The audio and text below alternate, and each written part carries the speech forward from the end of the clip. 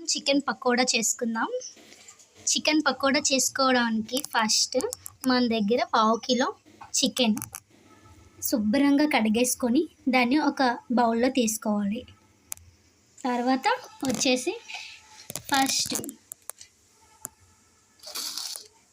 ధనియాల పౌడర్, పసుపు, chicken masala, mutton masala, salt. క్రిస్పీగా కావాలంటే ఈ పదార్థాలన్నీ ఉండాలి. ఓకే, మనం కడిగి పెట్టుకున్న చికెన్లో ఫస్ట్ మనం ఇక్కడ తీసుకున్న పదార్థాలను ఆ చికెన్లో వేసుకొని మిక్స్ చేసుకుందాం. ఓకేనా? ఫస్ట్ వచ్చేసరికి కరివేపాకును వేసుకుందాం. కరివేపాకు వేసుకోవడం వల్ల ఫస్ట్ మనం వేసిన పదార్థాలన్నీ చికెన్తో పాటు కరివేపాకు కూడా టేస్ట్ అనేది వస్తుంది. అల్లం వెల్లుల్లి పేస్ట్, చిల్లీస్, సాల్ట్, తగినంత సాల్ట్ అనేది వేసుకోవాలి.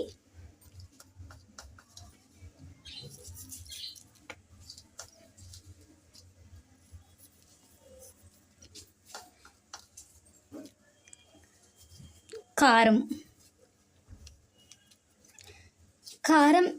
చిల్లీస్ ఎక్కువ వేసుకుంటే కారం తక్కువ వేసుకోవాలి, చిల్లీస్ తక్కువ వేసుకుంటే కారం ఎక్కువ వేసుకోవాలి. సరిపోయినంత కారం వేసుకుందాం. ఓకేనా? తర్వాత వచ్చేసరికి మటన్ మసాలా.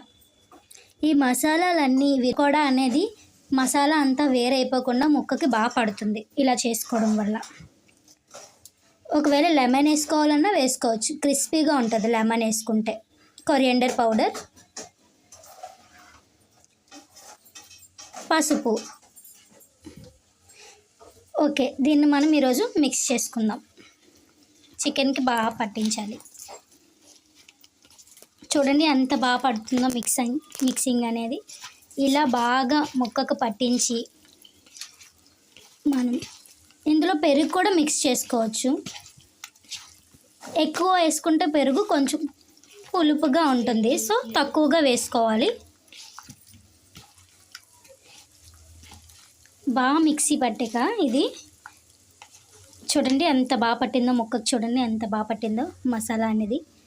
నేను ప్రిపేర్ చేసుకున్న మసాలా చూసారు కదా. తరువాత ఇందులోకి మనం తీసి పెట్టుకున్న శనగపిండి, బియ్యం పిండి వేసేసుకుందాం. ఇది వేయడం వల్ల పకోడా అనేది చాలా టేస్టీగా ఉంటుంది.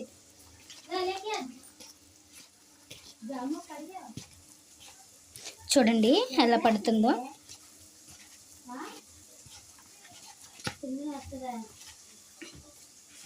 ఇలా పకోడా ఎలా అయితే వేస్తామో, మనం పకోడీకి ఎలా అయితే సిద్ధం చేస్తామో శనగపిండి, చూసారా మసాలా అంత బాగా వచ్చిందో. దీంట్లో మనం పెరుగు కూడా మిక్స్ చేసుకుందాం. కాసేపు ఇది ఇలా ఉంచుదాం. తర్వాత పెరుగును మనం యాడ్ చేద్దాం. లెమన్ ఉన్నా లెమన్ యాడ్ చేసుకోవచ్చు. టేస్టీగా క్రిస్పీగా ఉంటుంది ముక్కకి.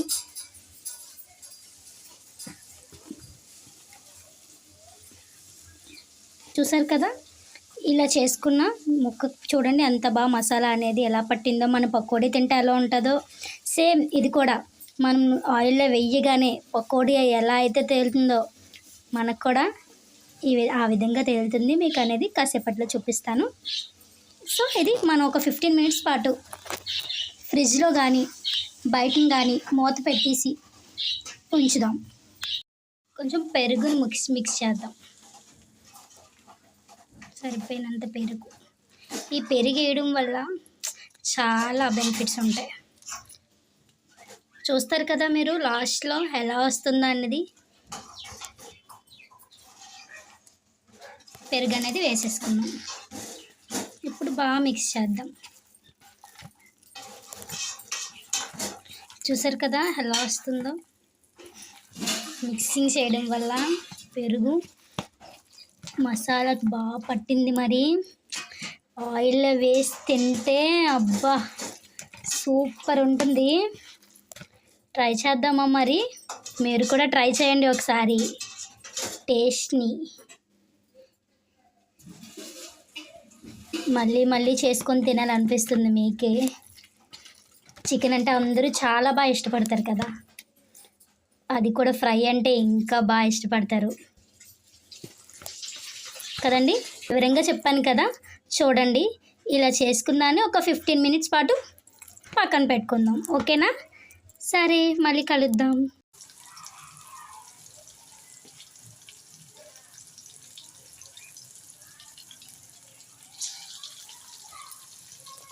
ఇంకా క్రిస్పీ చికెన్ రెడీ అయ్యింది.